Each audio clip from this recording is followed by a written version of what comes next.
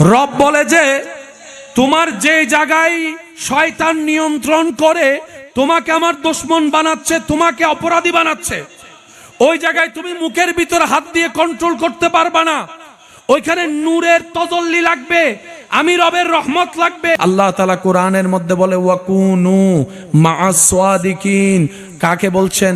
ইয়া আইয়ুহাল্লাযিনা আমানু, ও ঈমান ওয়ালো, ও নামাজ ওয়ালো, ও রোজা রাখনে ওয়ালা, ও হজ করনে ওয়ালা, ও জিকির করনে ওয়ালা, ও তাহাজ্জুদ পড়নে ওয়ালা। আল্লাহ পাক বলে নেক আমল যারা করো মুমিন, তোমরা আমি রবের বন্ধু খুঁজে তাদের সাথে বন্ধুত্ব রাখিও।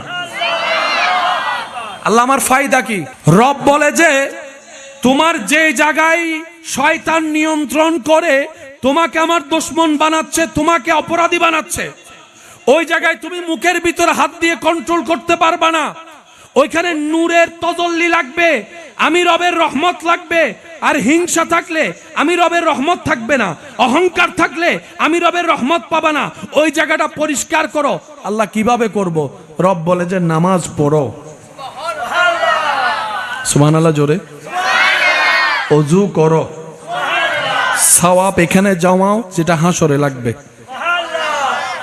সওয়াব এখানে জমাও যেটা দাঁড়িপাল্লায় হাসরে লাগবে, আর এখানে নূর জমাও যেটা কবরের অন্ধকার দূর করতে লাগবে।